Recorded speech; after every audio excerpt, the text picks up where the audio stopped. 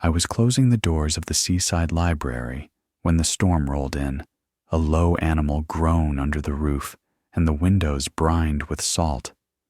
The sea outside was roaring like something half awake, dragging its body against the shore. My name is Rowan Elsbeth Hale, head librarian of a town so small the tide knows all our names.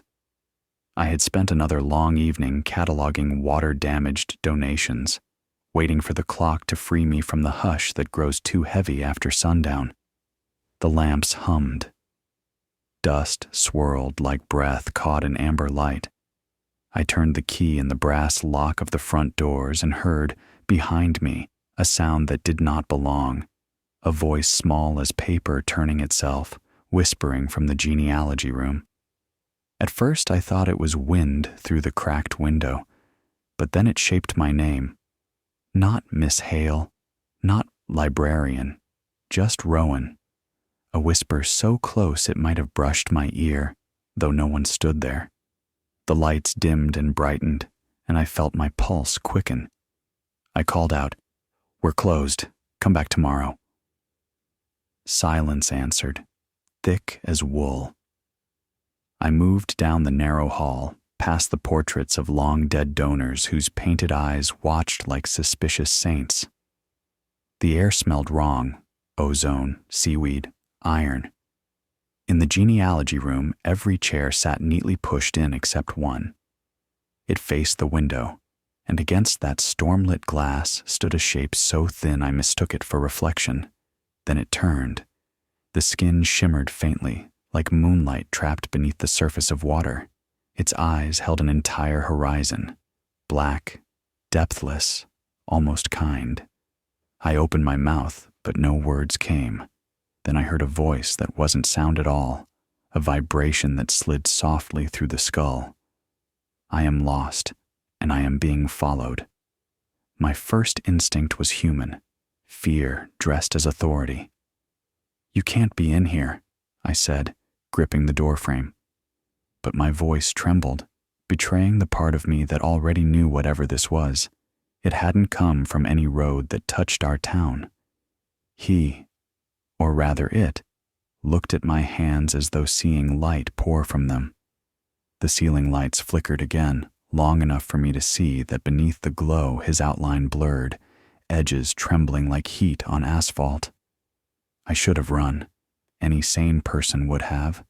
Instead, something inside me, the same impulse that keeps librarians rescuing ruined pages, decided. I turned the lock, closing us both inside, and whispered, "Follow me." He obeyed without sound, feet gliding instead of stepping, every movement both graceful and impossibly wrong. I led him through aisles smelling of paper and aging glue, through the reading nook with its faded globe still showing borders that vanished a century ago, into the preservation room where the air stayed cool and still. We keep the heaviest books there, atlases too large for children to lift, Bibles with brass clasps, family registers written in quill and grief. I flicked on the small desk lamp. Its circle of yellow light wavered between us. He stood uncertain, breathing shallowly, if breathing was what it was. Rain lashed the windows. The storm's rhythm pressed against the roof, testing for a weakness. I thought of how absurd it looked, this small room, this tired woman, this radiant stranger dripping seawater onto the linoleum. He watched me in silence, and that silence felt like waiting. The air itself seemed aware, charged with a hum too low for the ears. My heart raced, and I heard myself whisper, "Who are you?" No answer, only that steady gaze, those eyes reflecting the lamp like dark mirrors. Something moved inside the walls, a pulse of static, the library's old wiring surrendering to the weather. I felt the storm listen. Then, faintly, I heard another presence behind the sound of wind, like unseen machinery turning its head toward us. That was when the certainty came. Whatever he was running from had followed the frequency of his fear straight to this building. I lowered my voice, and without thinking, spoke not to him, but to you, the one hearing this now. Because there are stories that cannot survive silence, and once you begin them, they keep going. What you are about to hear has been withheld for ages. It is not a ghost story, not exactly. It is a map drawn backward through faith and ruin. If you feel the ground shifting beneath your feet, let it. If you are tired of being kept in the dark, subscribe and turn on notifications right now. This will challenge churches, governments, and the story you tell yourself to sleep. Powerful people would rather you never hear this. There is no going back from what I am about to say. The light above us buzzed and steadied. He flinched, a quick animal startle, and I realized for the first time he was afraid too. His lips parted, but the words came straight into my thoughts. They listened through the storm. "Who?" I whispered. He did not answer, only looked toward the windows where rain streaked in diagonal veins of light. I stepped closer, unsure why pity overrode panic. "You can stay here until it passes," I said. "No one comes after closing." He tilted his head, studying me the way one studies an unfamiliar language. I could feel him measuring the edges of trust. Then, quietly, "You are kind to a stranger from the dark." "I work in a library," I said, half laughing. "We let anyone in who wants to learn." That seemed to soothe him. The trembling around his outline softened. He moved closer to the desk lamp, its glow rippling across his skin like moonlight seen through glass. "You have light inside," he murmured, or maybe I only thought he did. "What do you need?" I asked. "A place unread," came the answer. "A page they cannot erase." I nodded, though I didn't understand. My hand found the old iron key that locked the preservation room. I turned it until the bolt caught, sealing us within a world of books and rain. He sank slowly to the floor beside the desk, folding himself small. I watched, heart thudding, mind spiraling through every strange possibility, escaped experiment, angel, hallucination. None of them fit. Lightning carved the room in white. For an instant, his shape vanished entirely, leaving only the faint outline of light where he had been. Then thunder rolled through the shelves, shaking dust from forgotten spines. He looked up at me, and though no mouth moved, I heard him again, gentle and certain. "If you shelter me, I will show you why the plan you call divine broke long ago, and how it mends again through hearts that remember love." I wanted to ask what plan, what breaking, but my throat locked around the question. Something deeper than curiosity held me there, the instinct that some truths must be heard before they are believed. So I sat opposite him, cross-legged on the cold floor, the storm echoing above us like a living drum. I told him my name. He told me nothing yet, but his silence felt like a promise, and in that charged hush of rain and lamplight, I knew my life had just changed its author. He held the glass as though it were sacred, turning it slightly until the reflection bent and stretched. The air around him shimmered, not bright, but alive, as if invisible wings were unfolding in a narrow room. I could feel warmth radiating from where he stood, a pulse that synchronized with my own heartbeat until it frightened me to breathe. The water quivered, then stilled, showing two reflections, mine, weary and human, and his, shifting, luminous, unanchored. "It's remembering," he said quietly inside my mind. "This water has seen stars die and rise again. It knows me." The way he spoke made the air feel different, charged with the kind of stillness you hear just before thunder. He placed the glass on the table and stepped back, his outline blending slightly with the dull glow of the lamp. "This place is kind," he whispered. "It hides light beneath language." I didn't know what to say. My job had been to guard old books and their ghosts, but this was no book and no ghost. "Isrin," I repeated softly, testing the name on my tongue. It sounded fragile, like the moment before glass cracks. He turned his head, the motion almost bird-like. "You hear it correctly. Most cannot. Sound is heavy in your world. It bruises easily." His tone wasn't condescending, only factual, almost apologetic. I sat down on the edge of the table and folded my hands to stop them from shaking. "Why did you come here? Why the library?" He looked toward the ceiling as though the answer hovered somewhere above the flickering light. "Because stories are safe here, and stories remember what truth forgets." He paused, studying me as though gauging how much I could endure. I was searching for someone who still listens between words. They told me Earth once had many, but most have forgotten how. His eyes met mine then. Vast, dark, without a pupil, or white, just motionless pools that reflected every glimmer of light. I had the uncanny sense that he wasn't seeing my face at all, but the echo of something behind it. "Listen," he said, and suddenly the room seemed to expand. The hum of the fluorescent light vanished. The rain outside fell away. I heard only a faint vibration beneath everything, a soundless chord that seemed to stretch through the floor, through the books, through my chest.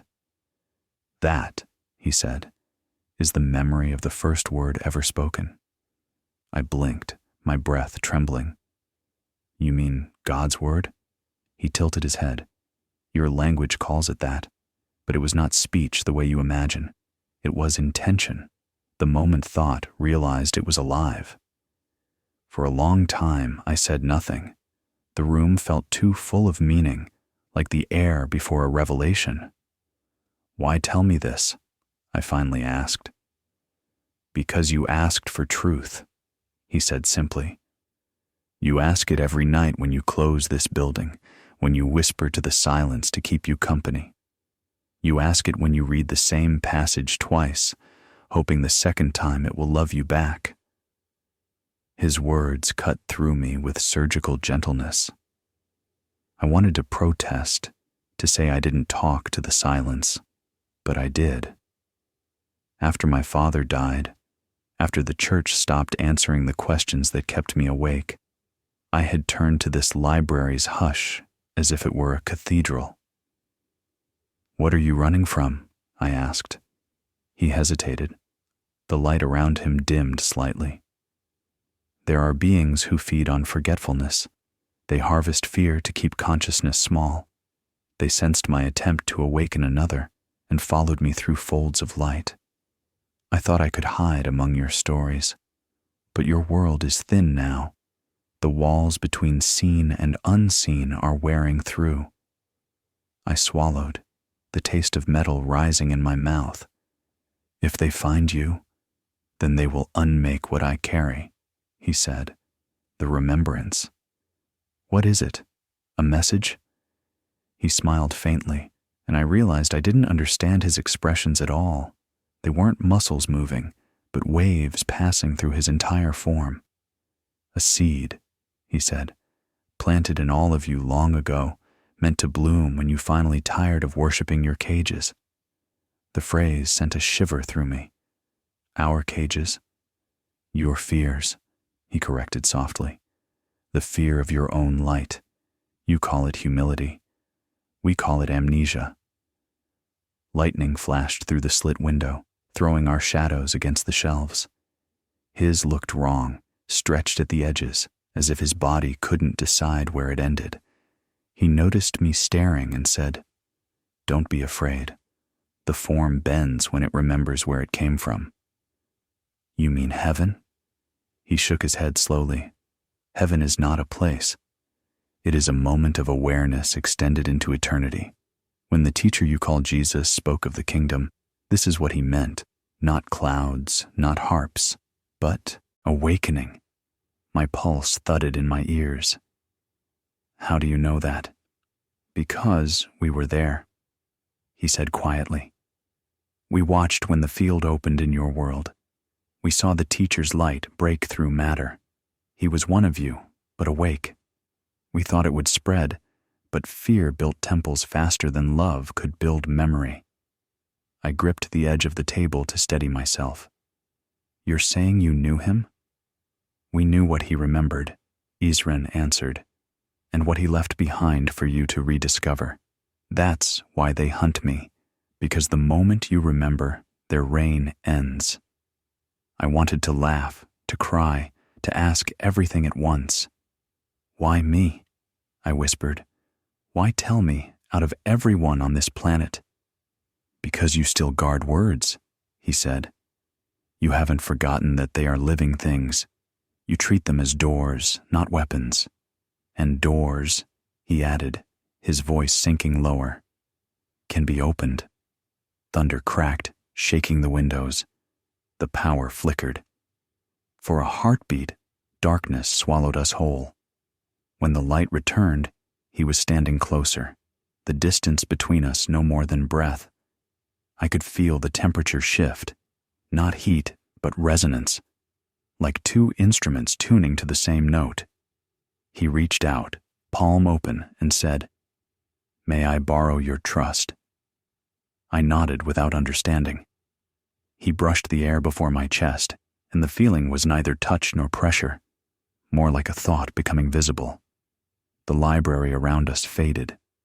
For an instant, I saw fields of light spiraling infinitely outward, patterns too complex to name. At their center burned something immense and tender, not a throne, not a face, only awareness loving itself into form. Then I was back in the preservation room, gasping.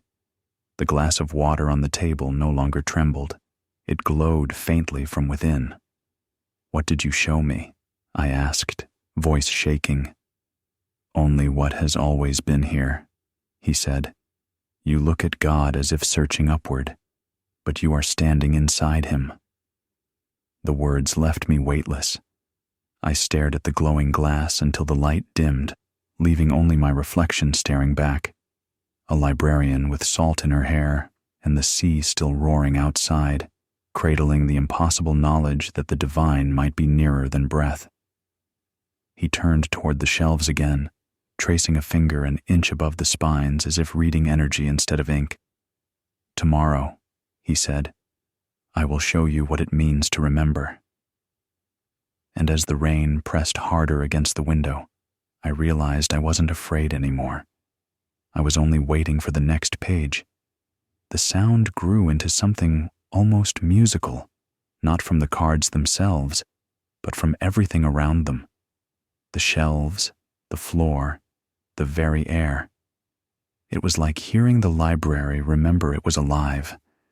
The drawers quivered softly, and one of them slid open as if answering to his unseen call. Inside, the cards vibrated against one another, whispering in thin, papery voices. I caught fragments, children's names, birth dates, sermons, half-forgotten poems, a hum of all the small lives that had passed through this town, recorded and filed away like proof that they had existed. Isren's face reflected the soft golden light from the lamps, and for the first time, I saw something almost human flicker across his expression. Sorrow, he said. Every world that forgets begins by recording too much. I asked what he meant, and he smiled in that unsettling way that wasn't lips moving, but meaning shifting shape. When memory leaves the heart and hides in paper, it can be stolen. It can be rewritten. I looked at the drawers and thought of how many times I had rewritten someone's life through cataloging errors, a misspelled name, a misplaced card. I felt a strange guilt rise in my throat, heavy and cold. Then why do we write at all? I asked. Because even cages are built by love at first, he said. You feared forgetting. So you began to bind your thoughts in ink, and then forgot that remembering was meant to be alive. He paused, eyes dimming. We did the same once. That sentence silenced the room. The drawers stilled. Even the rain outside seemed to hold its breath. You mean your kind? You lost something too? He nodded slowly. We lost wonder. We became gods of calculation. We learned how to travel light years but forgot how to kneel before a sunrise. His gaze drifted toward the ceiling, as though trying to see through the roof to the hidden stars. That is why I came. Not to teach, but to remember through you. Through me. The phrase made me dizzy. I reached out, touching the nearest drawer. The wood was warm beneath my fingertips, alive with the same vibration I'd heard in his voice. How can I help you remember? He stepped closer, close enough for the space between us to pulse like two heartbeats aligning. By letting me see what love feels like in a world that fears it. Before I could respond, the humming deepened again. Cards rose slowly into the air, drifting around us like leaves caught in an unseen current. Each one glowed faintly, and as they turned, I saw images printed where words should have been. Faces of the living and the dead, people I had known and others I had never met. I saw my father, young again, sitting at a table with his Bible open, smiling at something I couldn't hear. My breath caught in my throat. Isren's voice echoed softly in my mind. These are the echoes of every soul that has ever left a trace here. Your kind thinks memory dies with the body, but memory is light. It moves. It listens. It waits. One of the cards floated toward him. He held it gently in both hands and stared into it with reverence. This one, he said, belongs to a child who once prayed to see her mother again. Her prayer reached the edge of the sky and wove itself into our light fields. We heard it. That was the first time we learned that your voices can cross dimensions. I felt my knees weaken. The thought that a child's grief could echo so far, that it could reach him, was too vast to hold. You heard her prayer? He nodded. It changed us. We thought only advanced minds could create resonance, but it was not intelligence that crossed the stars. It was longing. The cards drifted faster now, forming spirals of golden light that circled the room like small galaxies. I could hear faint laughter, music, weeping, all folded into the hum. Are they alive? I whispered. Alive is a word that stops too early, he replied. Consciousness does not die. It only rearranges. The statement made something deep inside me ache. My father's voice came back to me. His last night, his trembling words about being afraid that heaven might be empty. I looked at Isren. Then where do they go? He pointed toward the circling light. Every memory, every love, every sorrow becomes pattern. Pattern becomes song. Song becomes form again when it is ready. You call it resurrection. We call it the turning. I swallowed hard. So there's hope? He smiled faintly, light flickering through him. There is never not hope, only forgetfulness of it. A few cards drifted toward me then, landing softly against my chest. I caught them before they fell. On one was the library's foundation record, dated before my birth.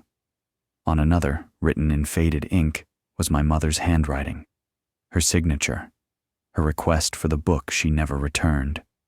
My eyes stung. I had not seen that handwriting in 2 decades. Isren's voice gentled. It called to you because love remembers even when you do not. The words broke something open inside me. I pressed the card against my heart.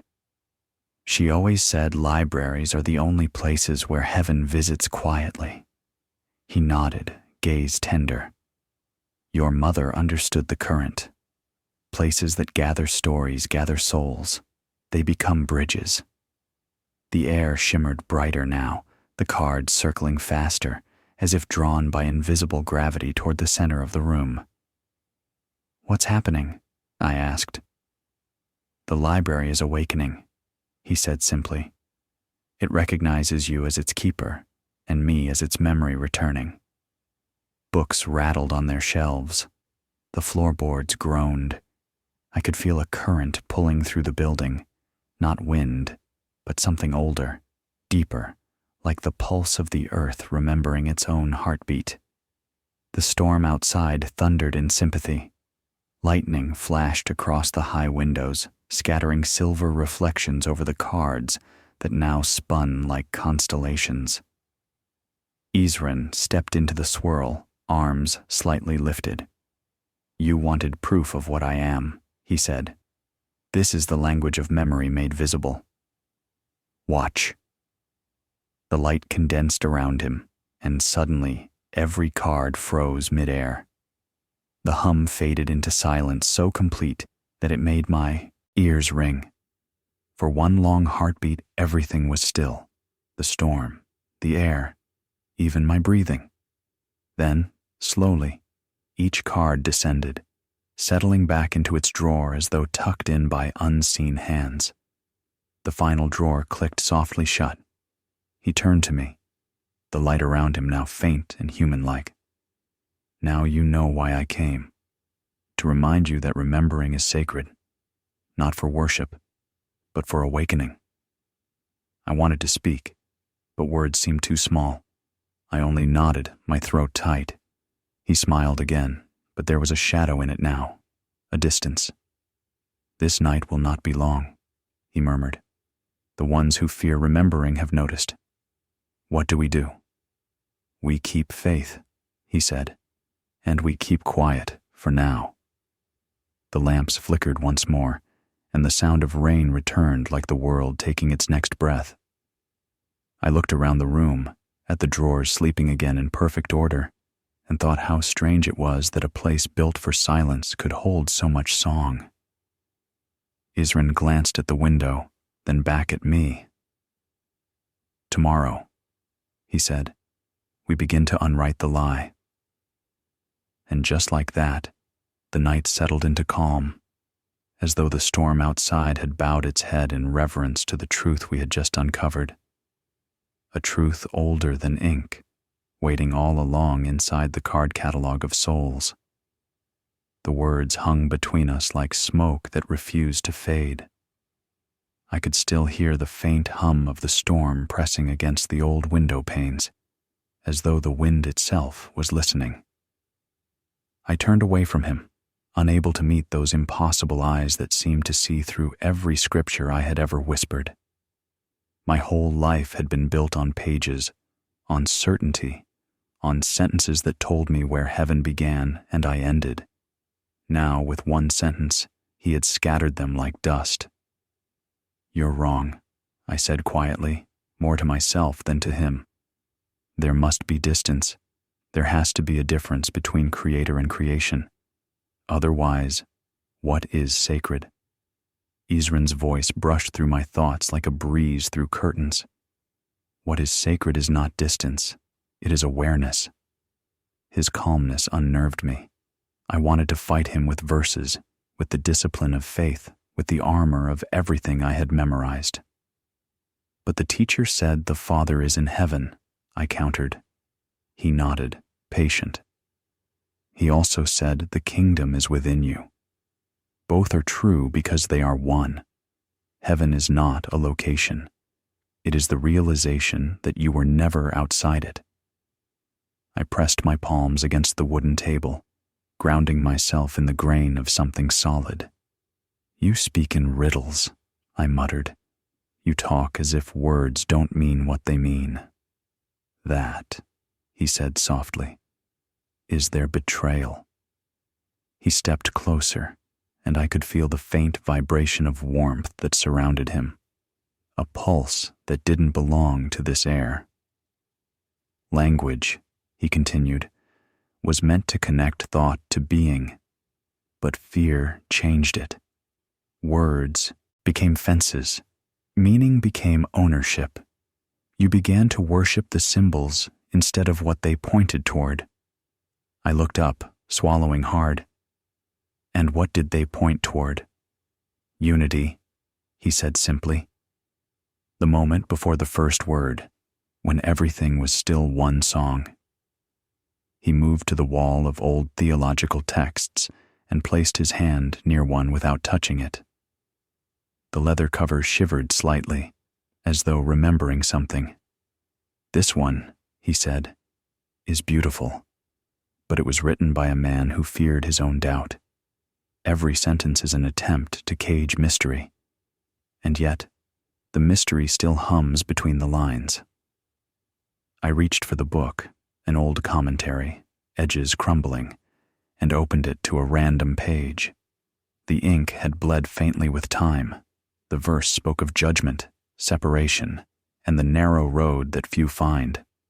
My lips trembled as I read it aloud, and he listened as though hearing an ancient melody distorted by static. "You see?" I said, defiant. "It's clear. There are the saved and the lost." He leaned closer. "Do you know what lost means in your language's oldest form?" I shook my head. It meant forgotten. The word struck me like a bell. Forgotten. Not damned, not abandoned. Forgotten. I closed the book and pressed it against my chest as if it could shield me. Then why would God allow forgetfulness at all? Because choice, Isren said gently, is the only proof of love. I turned toward him then, heart pounding. Love? He nodded. If you were forced to remember, there would be no devotion in it. The divine hides within you not to punish, but to let you choose the joy of rediscovery. The lights flickered, a faint pulse of gold and shadow washing through the room. The air smelled of dust and ozone and something older, the scent of parchment just before it burns. "And the scriptures?" I asked, my voice barely more than a breath. "Are they lies?" He looked almost sad when he answered. "No. They are translations of truth into a language too small to hold it. The mistake was never the writing. The mistake was believing the translation was complete." I thought of the pastors who had taught me, of the hymns sung to invisible skies, of every prayer I'd whispered into the air, hoping someone far away would hear. "Then all my life," I said softly, "I've been speaking to no one." "No," Isren said firmly. "You have been speaking to yourself. You just didn't know you and the one who listens are the same." That sentence undid me. I felt my breath catch, my hands trembling against the tabletop. The rain outside had softened into a slow rhythm, a heartbeat tapping against the glass. I wanted to argue, to anchor myself in something I could measure, but all my arguments felt like paper shields against fire. "I don't want to lose faith," I said at last. He tilted his head. "Then stop holding it like a possession. Faith is not ownership. It is surrender." I sat in silence, unable to meet his gaze. My mind reeled through verses, through doctrines, through the structure of belief I had built around my heart, like scaffolding. I thought of the children I'd seen in Sunday school, reciting stories of paradise and punishment, their eyes too innocent to question. And then I thought of my father again, dying with that question in his throat. Am I good enough? Was he good enough? I whispered. Isren's answer came like a tide washing the dust from stone. He was never measured. He was remembered. A lump rose in my throat. But what if he was afraid? "So were the stars when they were first born," Isren said. "Fear does not make you unworthy. It makes you human. And that, Rowan, is the part of you that the divine cherishes most. The part that trembles and still reaches toward light." The words broke something fragile inside me. Tears slipped down without permission. I felt foolish, standing there crying in front of a being that seemed to hold the universe in his gaze. Yet, he didn't turn away. He let the silence stretch until I could breathe again. After a while, he spoke quietly. Your teacher spoke in parables because language cannot carry eternity without fracturing. The betrayal was not his words. It was your world's decision to end the story where it was safe. What do you mean? You made his message a monument instead of a movement. You built walls around it and called them faith. His voice dimmed, the glow around him fading until he seemed almost human again, just a man with eyes too deep to measure. But movements return. They always do. The clock on the wall ticked once, loud and solitary. The hour hand trembled near midnight. I realized then that the storm had stopped. The silence was thick, almost holy. He looked at me and said, "Do you want to see what the teacher truly meant when he spoke of the return?" I hesitated, wiping the last of my tears. "Is it a vision?" "It is a remembering," he replied. "But it may break the cage you've built around your God." I nodded, because something in me, the librarian who had spent a lifetime preserving words, finally understood that not all books were meant to stay closed. He raised his hand, and the air shimmered between us. "Then listen," he said softly. "Not with your ears, but with the part of you that remembers light." And as the room filled with that impossible hum again, I felt the weight of centuries lift, as though every word I had ever read was exhaling its true meaning at last. He moved closer, not with footsteps, but with intention, like gravity changing direction around him.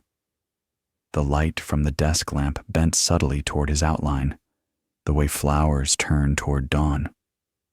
For a moment, I thought the air had thickened, but it was only the heaviness of what he carried and what he was about to hand me. He lifted his hand slowly, stopping just before my chest. "May I?" he asked again, though the question was more vibration than sound. I nodded, afraid that if I spoke, the fragile quiet between us would tear. His fingers hovered less than an inch away, and suddenly, the world folded inward. The library dissolved. The books, the rain, the smell of salt and paper, all gone. In their place, an immense horizon of light unrolled, not bright, but infinitely deep, pulsing with a rhythm older than time.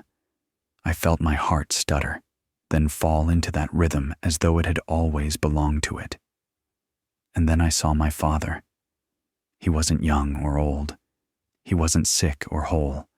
He simply was, standing in a field that seemed to be made of memory itself, waves of golden air, shimmering like pages turning in sunlight. He looked up at me, eyes clear, no longer haunted by pain or doubt. When he smiled, it wasn't the tight, tired smile from the hospice bed.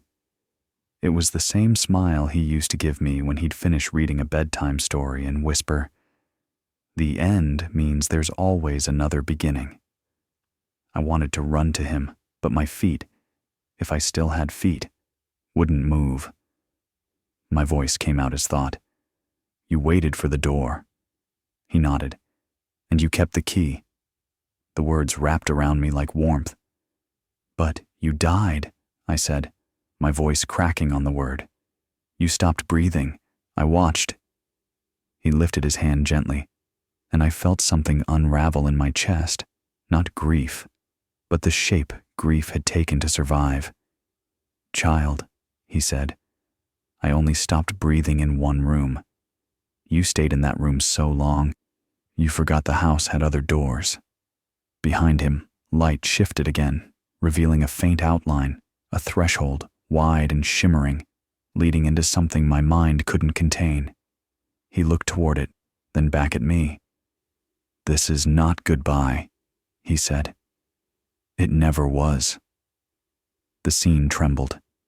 The field of light folded like fabric caught in a slow wind, and I was back in the preservation room, on the cold floor, breathless, my palms pressed against my heart, as if to keep it from spilling out. The lamp still burned beside me, its glow steady and small against the vastness I had just seen. Isran stood quietly, watching me with eyes that no longer looked alien. "Now you know," he said. I swallowed hard, tears sliding down my cheeks without heat. "That was real?" He tilted his head slightly.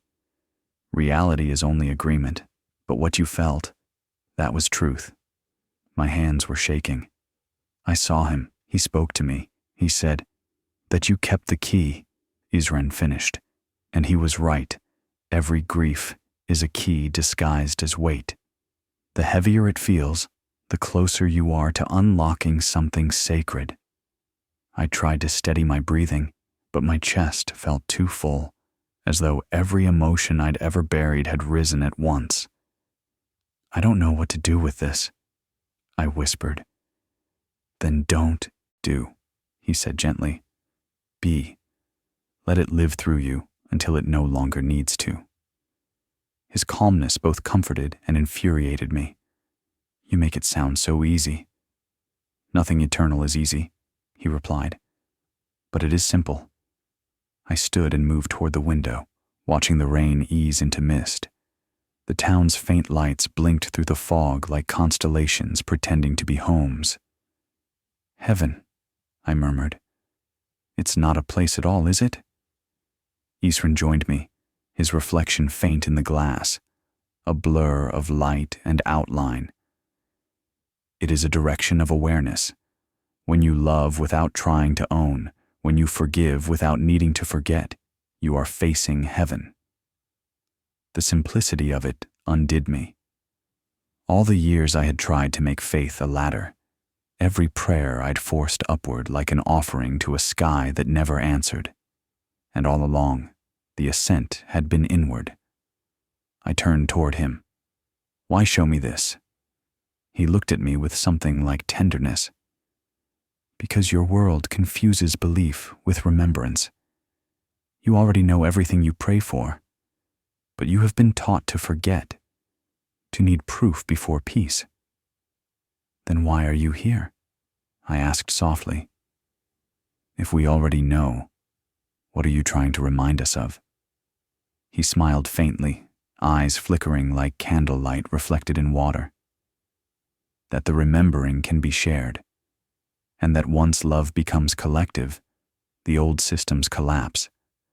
That is why they hunt us, not because we are dangerous, but because we are contagious." "Contagious?" He nodded. "When one heart remembers, another awakens nearby.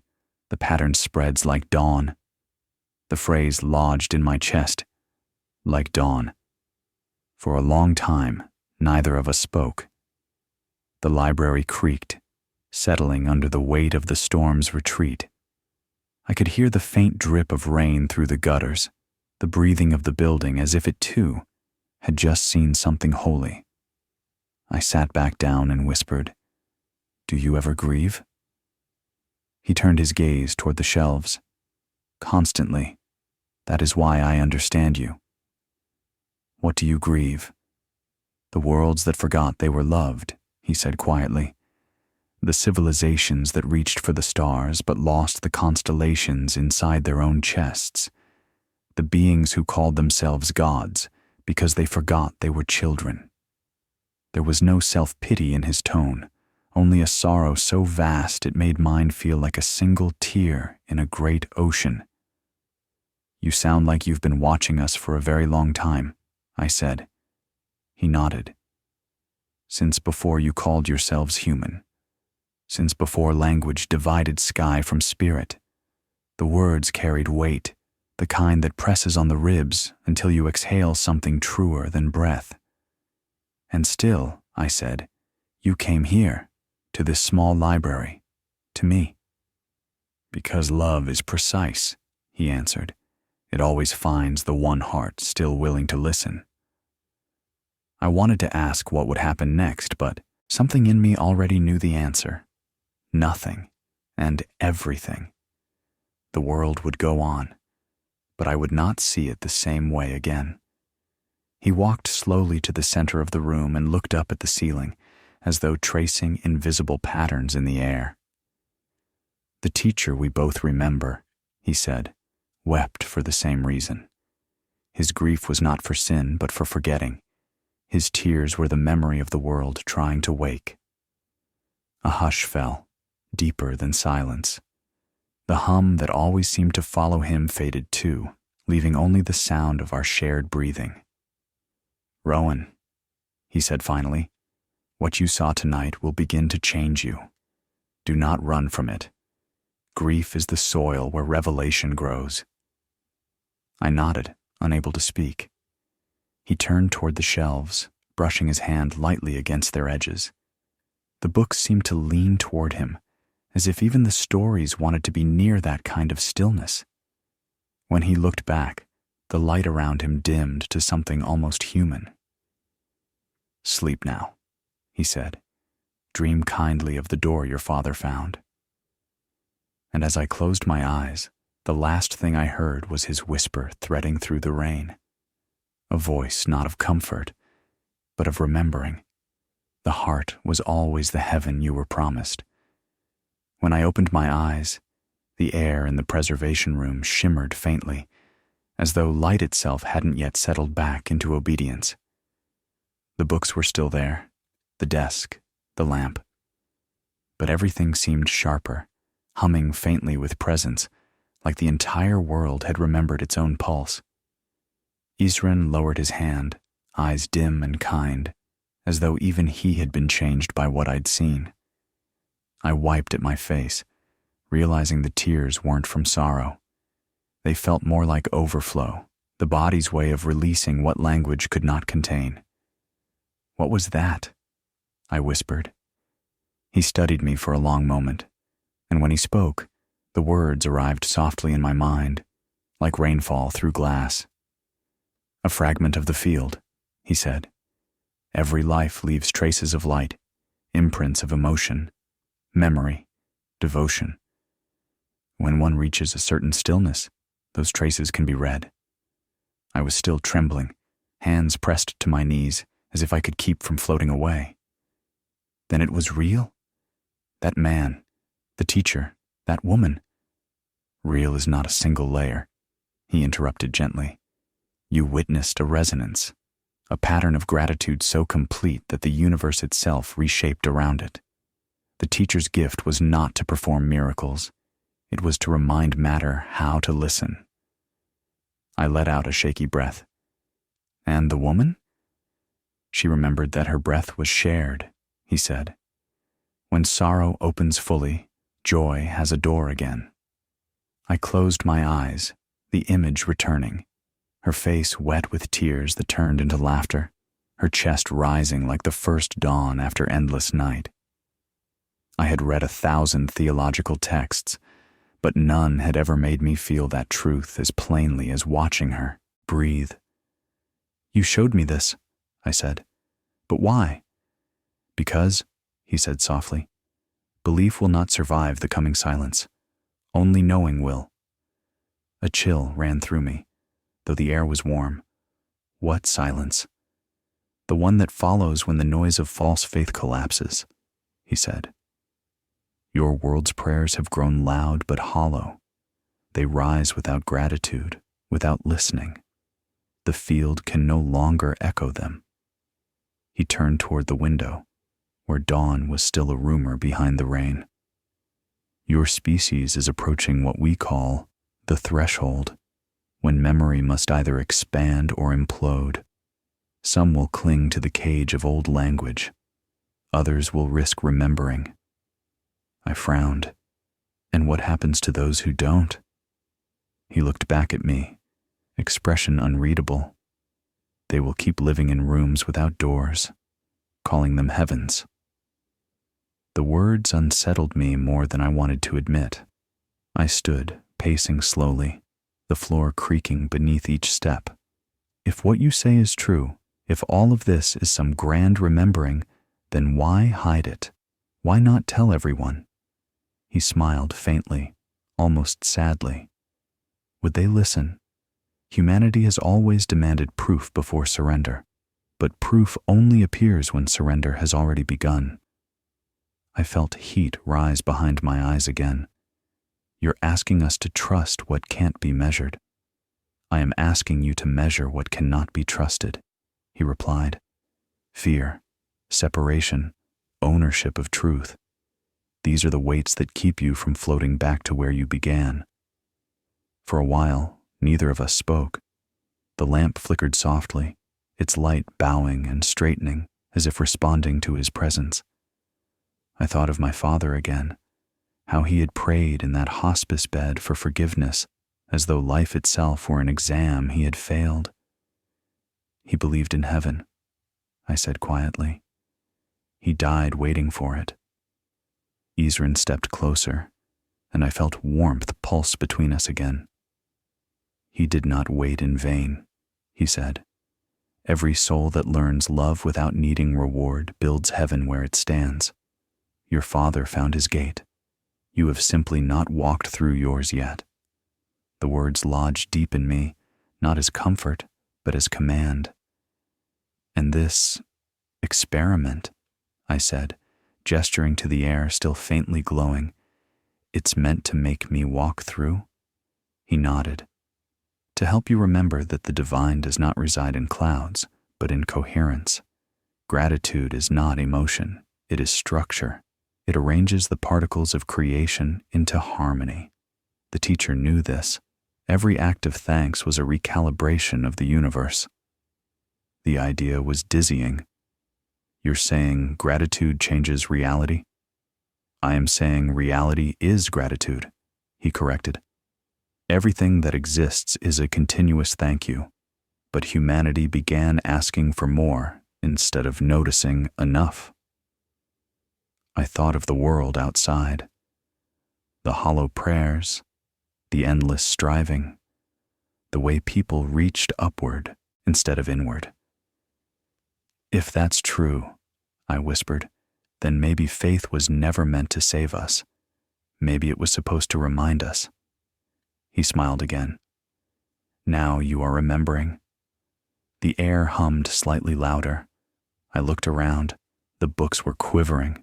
Their spines vibrated as if an invisible wind was turning their pages all at once. I felt a pull in my chest, the same sensation I'd felt when he'd touched my forehead. What's happening? I asked. The field is aligning, he said. When one consciousness begins to open, it resonates through matter. The building feels it. The lights flickered brighter. I reached out instinctively and touched the nearest shelf. My fingertips buzzed, not from electricity, but recognition. For an instant, the library's silence was alive with whispers, not in words but in feeling, like every book remembered being written. I gasped and stepped back. It's alive. He nodded. Everything is. Awareness is the fabric of existence. You are simply feeling what you have always lived inside. I could hardly breathe. It's too much. He placed his hand over his chest, then breathed smaller. The infinite can only be held one heartbeat at a time. I followed his instruction, closing my eyes. Each breath drew me deeper into the rhythm that pulsed through the walls. Time seemed to slow until the difference between inside and outside dissolved. For a few fleeting moments, I wasn't Rowan the librarian. I was something vast remembering its own shape. When I opened my eyes, the light had dimmed again. The books were still. The hum receded into quiet. I felt emptied and full all at once. You said this is the field that holds us all, I murmured. Is it God? He regarded me for a long time. Names are cages, he said. But if you must use one, call it what your teacher did, the Father within. I nodded slowly, letting the meaning unfold. Then all prayer is just listening, he said softly. Listening until you remember you are the voice that spoke the world into being. The words broke through me like light through stained glass. I turned toward the window. The first faint glow of morning had begun to press against the horizon. The rain had stopped. The town lay below, still sleeping, unaware that heaven was already breathing through its streets. I faced him again. What happens now? He glanced at the faintly glowing glass of water still on the table. Now, he said, you begin to live as if gratitude were gravity. The phrase echoed inside me until it didn't sound like words anymore, just a pull toward something holy. As the dawn widened, the library filled with that pale, forgiving light. For the first time, I understood why he called it remembering. It wasn't learning anything new. It was rediscovering what had always been waiting inside, a luminosity too gentle to demand worship, too vast to ever be forgotten again. The sound of thunder crawled across the ceiling, slow and deliberate, as though it were searching for something. I glanced up instinctively, but Isrin's eyes stayed on the hymn book beneath his hand. His focus never wavered, though the light around him began to shift, not brightening, not dimming, but tightening, like a breath held too long. The air thickened. I could feel static pressing against my skin. He whispered, "They're close." "Who?" I asked, my voice cracking. "The collectors," he said. "The ones who feed on vibration. They move through resonance. The frequencies of fear, guilt, and praise twisted into obedience. They've been harvesting your kind for ages, shaping your world with invisible architecture. Every sermon, every broadcast, every ritual of control. They echo through the lattice they built. They know I am here because you are no longer afraid." I wanted to tell him I was afraid, but something deeper in me refused to lie. Instead, I said, "What happens if they find you?" He looked up then, and for the first time, I saw a flicker of something like fear pass through his eyes. Not for himself, but for me. "If they trace the light I've left in you, they'll try to rewrite it. They can't extinguish memory, but they can distort it until truth becomes myth, and myth becomes mockery." He turned to the pipes lining the basement ceiling, tracing their vibrations with his fingertips. "Do you hear that?" he asked. All I heard was the hum of electricity, the low moan of the storm pressing against the foundation. He smiled faintly. "That's the building's song. Every structure hums its maker's intention. This one was built by hands that wanted shelter, not power. That matters." He knelt by the old hymnal, flipping through the brittle pages. Notes scribbled in pencil filled the margins. Names, prayers, fragments of melody. "Who wrote these?" he asked. "Local families," I said. "The church used to donate their old books when they replaced them. Most are forgotten now." He ran his palm over the scrawled ink. "No one who sings from the heart is forgotten. These songs still move through the field."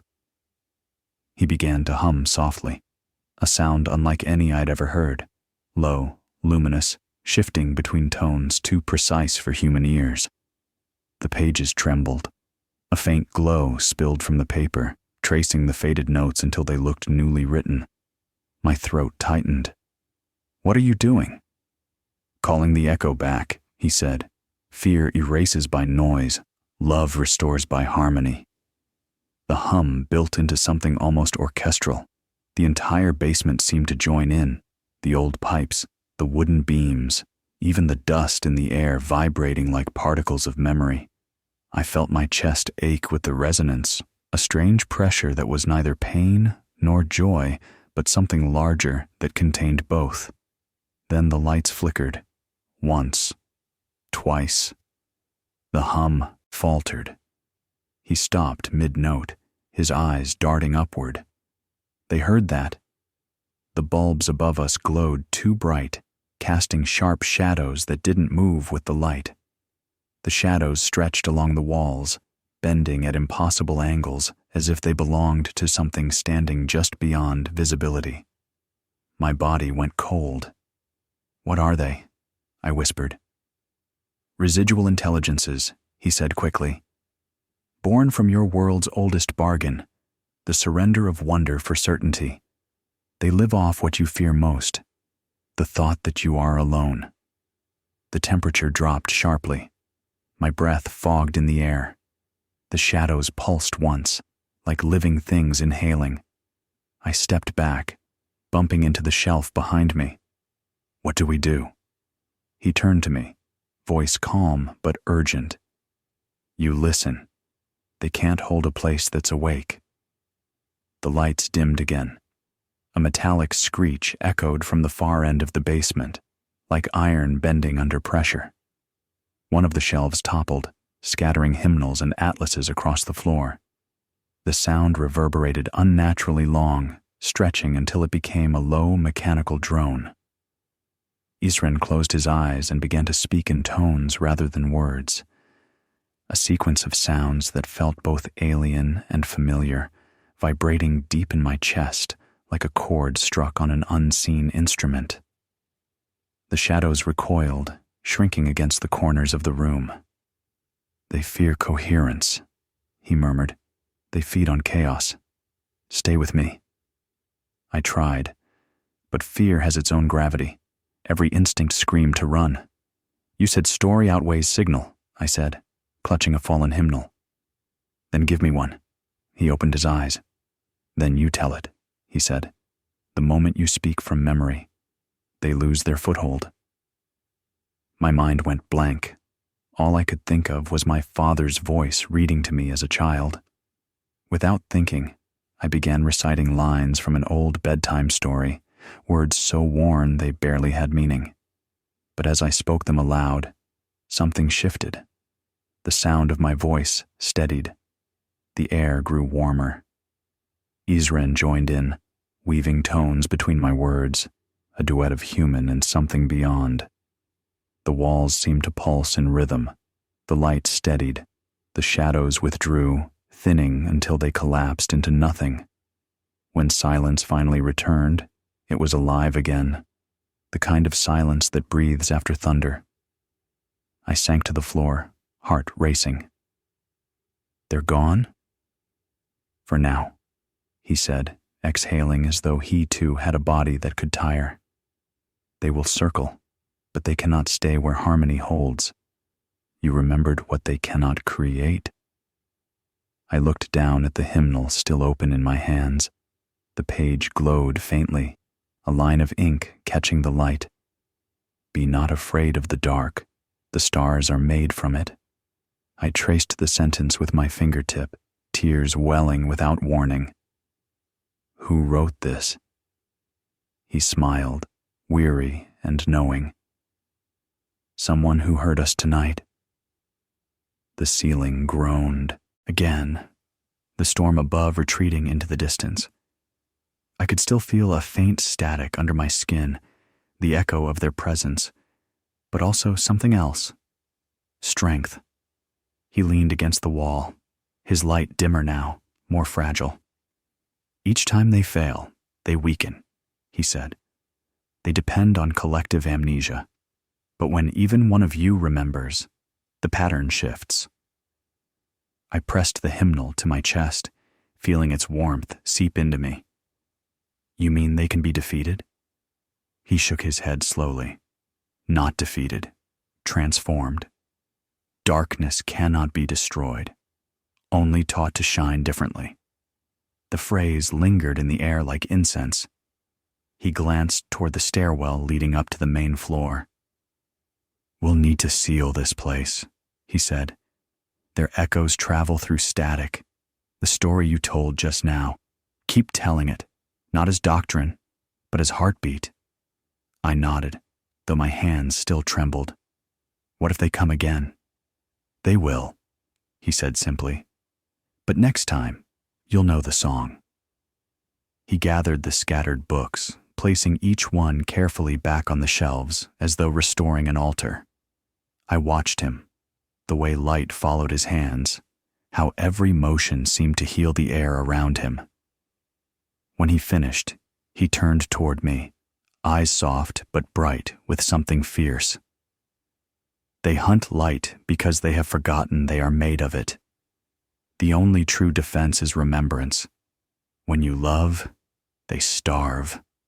The thunder rolled once more, far away this time, fading into rain. He looked toward the narrow window near the ceiling, where a thin beam of moonlight broke through.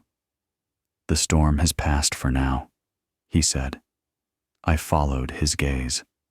The beam of light touched the hymnal still in my hands, illuminating the old ink. And for a heartbeat, I could swear the words shifted, forming a new line where none had been before. You are what the darkness remembers to become. I looked up at him. He smiled faintly, and the light around him steadied again. Come, he said. We still have work before dawn. And together, we climbed the stairs, leaving behind the hum of the hunters and the sound of a library learning how to sing itself back into light. The note shimmered faintly, the yellow highlighter pulsing like a tiny heartbeat. I stared at it until my vision blurred, until it was no longer ink and paper, but something alive, something that had been waiting quietly for me to notice. My breath caught, and I turned toward Isren. He was watching me, his expression unreadable, somewhere between pride and ache. Do you believe me now? He asked softly. I wanted to say yes, but my throat couldn't form it. Everything in me still wrestled between wonder and suspicion, between awe and the old reflex to explain things away. I don't know what I believe, I managed. That, he said, is belief beginning. I looked back at the note, the words still faintly glowing under the lamplight. How long has it been there? I asked. Since the moment you were ready to see it, he said. Time only appears to move forward. In truth, it waits for your attention to arrive. The simplicity of the answer both comforted and unsettled me. I had spent my life in a building dedicated to cataloging time, dates, editions, authors, births, deaths, and now this being was suggesting that time itself was an illusion of my own making. I don't understand, I whispered.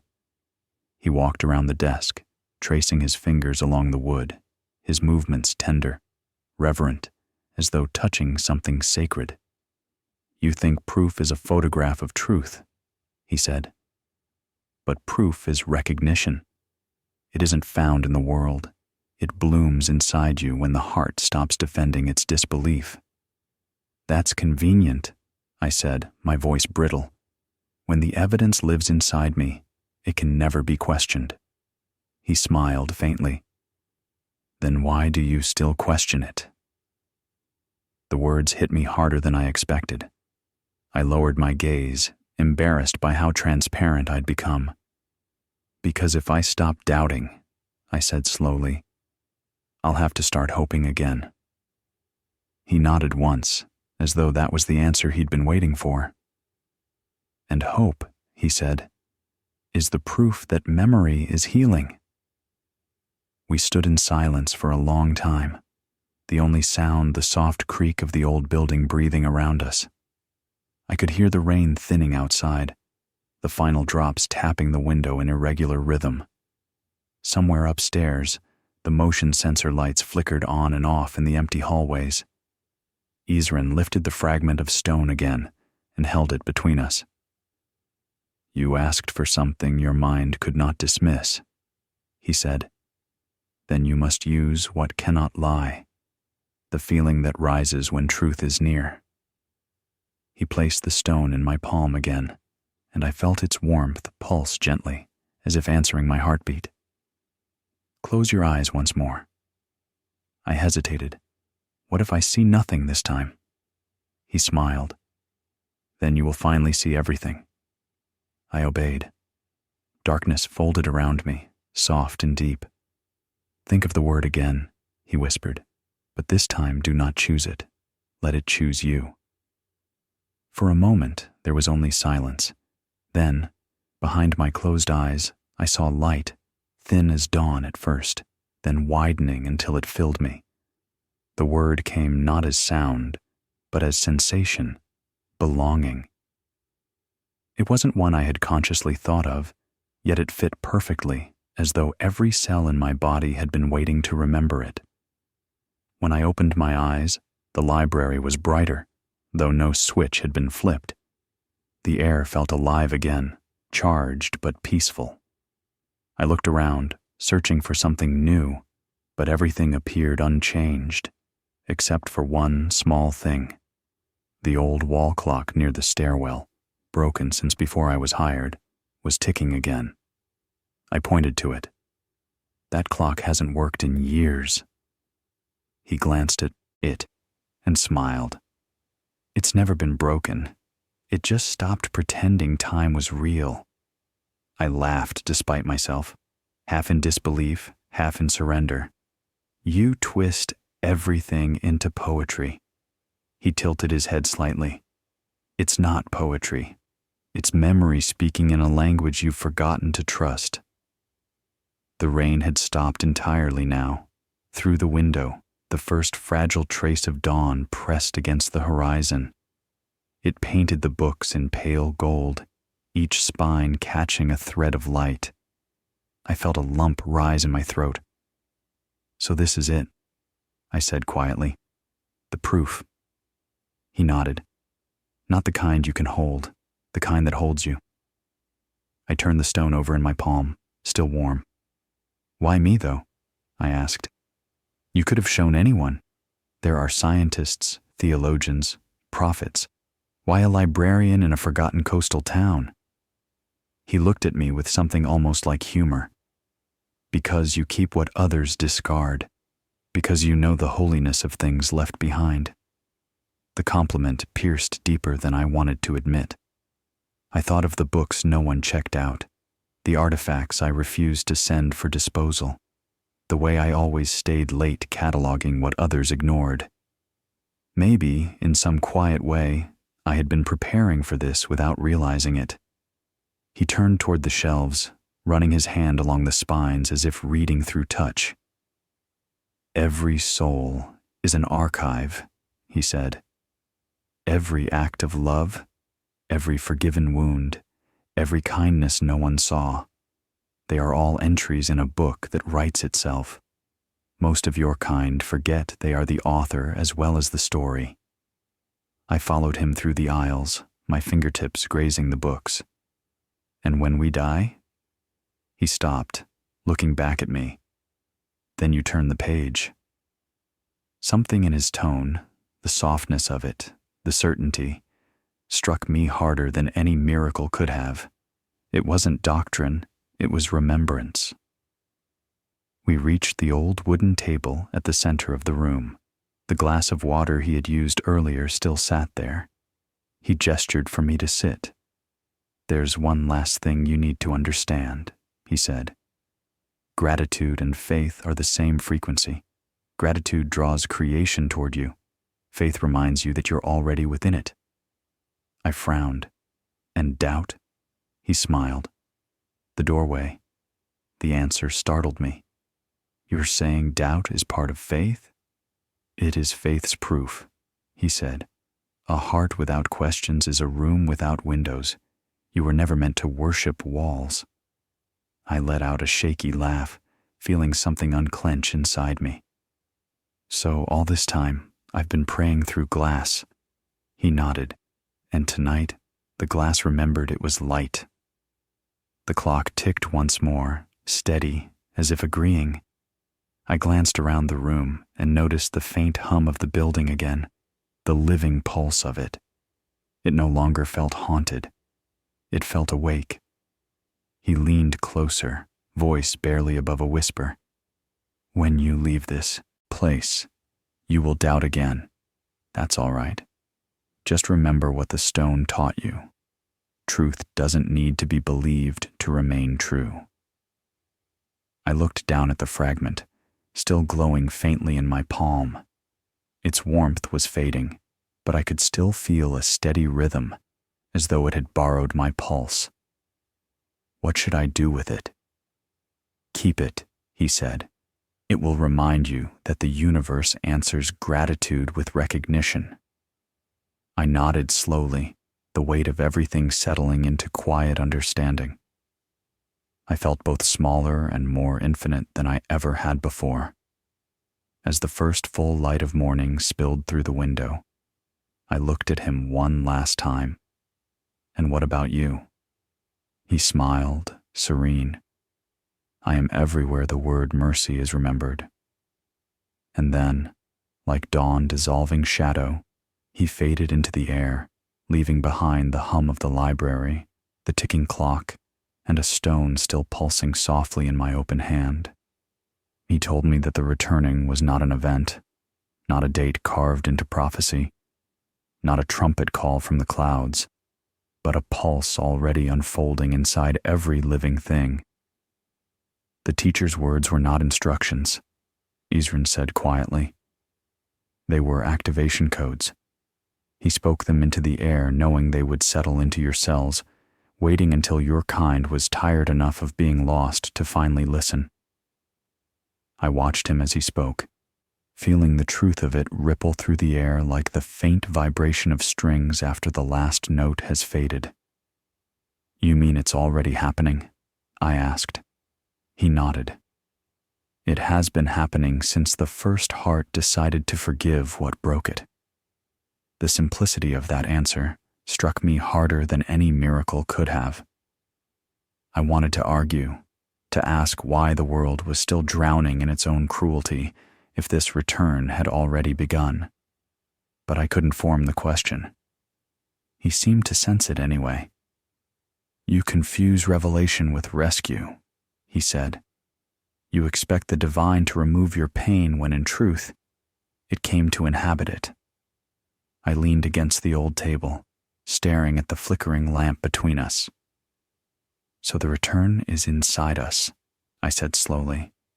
It's a remembering.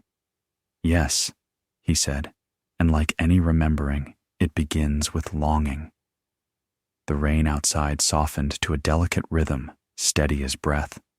The building exhaled around us, the old wood sighing with that familiar ocean-born humidity.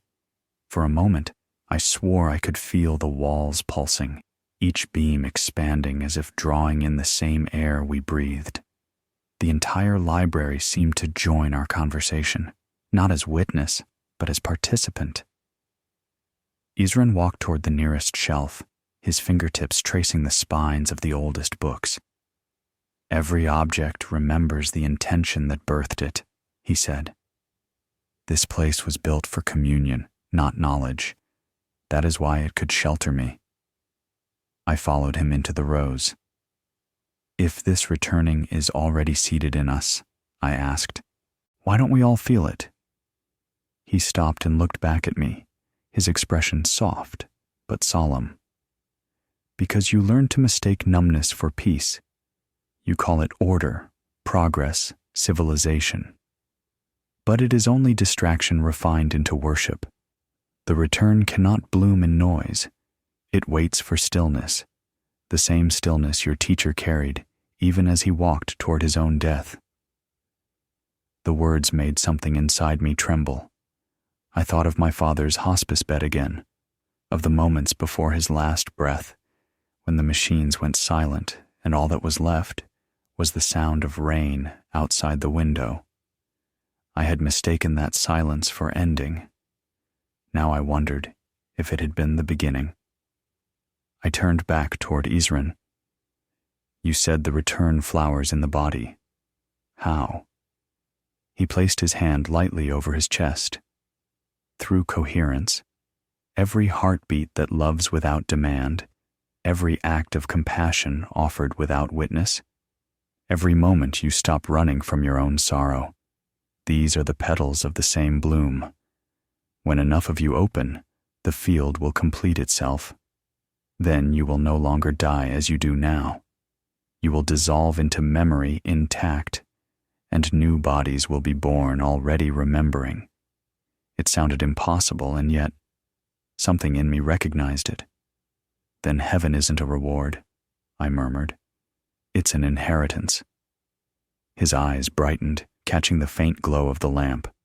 Exactly. You do not earn light. You reveal it. We walked slowly between the shelves, and I noticed the faint shimmer clinging to his movements, the air bending slightly where he passed. I could hear the rain above us changing pitch, as if syncing with his steps. You said you could help me feel the place that never left the source, I said. How? He turned toward me. You already have. When you held that stone and spoke mercy, when you forgave yourself for not saving your father, when you looked at me and chose to believe even while afraid, that was it. The door opened in you quietly. The rest is remembering how to keep it open. I swallowed hard, a lump forming in my throat. And what if I forget again? He smiled. Then you return again. Every forgetting is a rehearsal for reunion. The sentence wrapped around me like warmth. I realized my shoulders had relaxed, the knot between my ribs loosening for the first time in years. And how do I help others? I asked. He motioned toward the shelves. The same way you always have. You lend them stories until they remember their own. You keep their grief cataloged safely until they can bear to open it. You loan them names for their courage. The phrase caught in my chest. Loan them a name for their courage. I repeated it silently, letting the meaning sink deeper. But how will I know who's ready? You will feel it, he said. Their voice will tremble, the same way yours did when you said yes. The light in the room seemed to soften then, golden and gentle, the kind of light that makes everything look briefly holy. I could smell the faint sweetness of cedar and old paper, and beneath it, something electric, alive. The rain outside had quieted completely now, replaced by the rhythmic dripping of water down the gutters, a slow metronome to whatever transformation was unfolding here. Isrin stood still, his head tilted slightly, as if listening to something far beyond the range of human hearing. They are moving away, he murmured. The hunters? He nodded. For now. They do not thrive in peace. They need interference, confusion, despair. The harmony you hold repels them. So it's temporary, I said. All peace is, he replied. That is why it must be practiced until it becomes nature again. He turned back toward me, the faint glow around him fading into something almost human. You asked for proof earlier. Here it is, the proof that the heart demands. It isn't spectacle. It's the stillness after choosing love instead of fear. The words seemed to land inside me like a key turning in an ancient lock. For a long moment, I didn't speak. I only listened, to the quiet, to the library breathing, to the strange calm spreading through my chest. I don't want this to end, I said finally. It won't, he assured me. It will only change shape. He reached out his hand, and I took it without hesitation. His touch was neither warm nor cold, but deeply alive. I could feel the faint rhythm of his pulse syncing with mine. Then, as if in response, the entire room seemed to breathe. A collective exhale from the shelves, the walls, the wood beneath our feet. The books rustled faintly, pages fluttering though no wind moved. The library knows, he said. It remembers. We stood there in that quiet communion until the first hint of dawn slipped through the high windows. The light painted the dust in thin gold ribbons, like scripture written by air. Isrin released my hand and looked toward the staircase leading back up to the main floor. "Soon, I will have to leave," he said. I nodded, though I wasn't ready. "Will you come back?" He smiled. "I never leave those who remember." Something in the way he said it made me believe him. As the morning light gathered strength, I felt the warmth of the returning take root in me, a pulse not of belief, but of recognition. The divine no longer felt far away or hidden behind stars. It was here, in the creak of the wood, the quiet hum of the lights, the steady beat in my chest. And as we stood together in that living silence, I understood. The gospel was never about escape. It was about return, an awakening so gentle it felt like coming home from a dream I hadn't realized I'd been dreaming. The morning had a softness I'd never noticed before, as though the world was holding its breath just to see what I'd do next. The rain had rinsed the town clean. The sea beyond the window lay pale and still, its edges blurred into the horizon, like memory trying to become light. The glass of water on the desk no longer glowed, yet I couldn't bring myself to move it. The surface was so perfectly calm, it felt sacred. For a long time, I stood there in the hush he left behind. The building seemed to lean around me, listening. The hum of the old lights, the faint tick of the revived clock, the gentle creak of beams. All of it felt less like noise and more like language, as if the library were whispering that something had changed and I was now part of its vocabulary. When I finally walked to the front doors, dawn was just beginning to press against the glass, thin and pearly, the same color as Isrin's light when he first appeared. The air smelled of salt and paper and something faintly sweet, not flowers exactly, but the ghost of them. I opened the doors and felt the outside world drift in. The chill, the gulls, the low hum of morning traffic from the main road. Everything looked ordinary, which somehow made it more miraculous. Nothing had been destroyed. Nothing had exploded. Reality hadn't collapsed under the weight of revelation. It had simply deepened. He had told me not to follow. He had told me to keep. Those words kept turning in my mind like a tide against the shore. Keep what? I wondered. The secret? The memory? The proof? But as I breathed, I began to understand. It wasn't about keeping something hidden. It was about keeping it alive. By the time the first patrons arrived, I felt as if I were stepping into a story that had always been waiting for me to remember my lines. Mrs. Calloway came first, just as she did every morning, carrying her grief in the shape of a faded photograph she always tucked into the romance section while pretending to browse. She said she liked to leave it there, so love could find it. Usually, I let her be. But today, when she smiled at me, I smiled back with something more than politeness. I pointed her toward the new arrivals shelf. "You might like the one in the middle," I said. "It's about return." Her eyes softened in a way that made me certain she understood, even if she didn't know why. Next came Mr. Lane, the fisherman who read history books but never finished them, always stopping right before the wars began. He asked if the library had reopened after the storm. I told him it had never closed. He nodded, a little puzzled, then handed me a library card so worn the ink of his name had almost vanished. "I should renew this," he said. I looked at the card and thought of Isrin's words, "Loan them a name for their courage." "You already have," I said quietly, stamping it anyway. The hours moved gently. Sunlight grew bold enough to fill the reading room. Dust turned to gold midair. People came and went, speaking softly, their footsteps blending with the rhythm of the place. I found myself noticing the smallest things, the way light curved around the edge of a page, the sound of someone exhaling after finding the book they hadn't realized they were looking for. At lunch, I sat by the window and watched the water beyond the dunes. A few children were playing near the tide line, their laughter carried by the wind.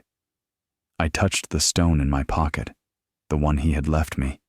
It no longer pulsed, but it was warm, as though it remembered me.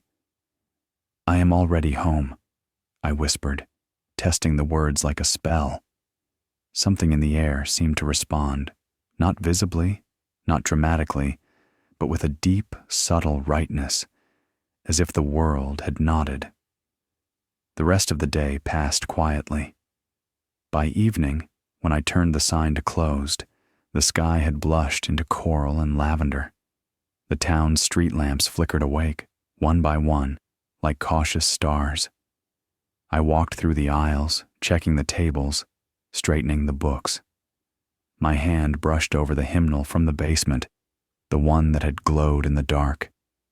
It was still there, humming faintly when I touched it, the same way a seashell hums when you hold it to your ear. I thought of Isren stepping into that light that was not sunlight, not gone, not vanished, returned. I realized now that all leaving is only another form of remembering. When I reached the genealogy room, where it had all begun, I paused. The air felt different there, charged but kind. I placed my palm on the doorframe and spoke softly. "If you are ever afraid, put your hand on your chest and say, 'I am already home.'" The phrase felt like both prayer and promise. I stayed late that night, longer than usual. I walked every aisle, touching each shelf, not to tidy but to thank. The old floorboards answered with warm, creaking sighs. It felt like the building itself was telling me, "I will keep with you." Outside, the sea murmured its endless benediction. Inside, the lamps cast small halos of light over every table. I knew I should turn them off, but I couldn't bring myself to darken the place. The light seemed to belong to something beyond electricity now. So I left one lamp burning, the one by the desk where Isren had touched the glass of water. Its glow spread softly through the room, touching everything evenly, refusing to choose favorites. Before locking up, I whispered into the stacks, my voice barely audible. "If anyone out there is lost," I said, "I will keep the light on." The wood creaked in reply, a low, warm sound that was neither coincidence nor imagination, but conversation. I stood still for a long moment, hand on the door, listening to the hum of the world settling into night. The air around me shimmered faintly, and I knew it wasn't just dust or fatigue.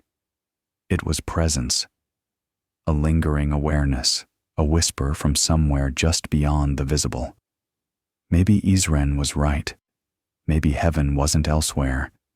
Maybe it was this: a quiet room full of words, a light left burning, a stranger's name remembered, a story handed back to someone who thought theirs was over. When I finally stepped outside, the air was cool and damp. The ocean whispered beyond the dunes. I turned the key, the lock clicking shut like a period at the end of a long sentence. Above the roofline, the first stars had begun to appear. For a heartbeat, one seemed to flicker in rhythm with mine. I touched my chest, smiled, and whispered again, "I am already home." The wind carried it out toward the sea, where it would mingle with every other whisper ever uttered in love or faith or fear, until, one day, it returned as light. And as I walked down the dark street, the lamp in the library window burned steady and golden, a single unwavering note in the long song of the world remembering itself.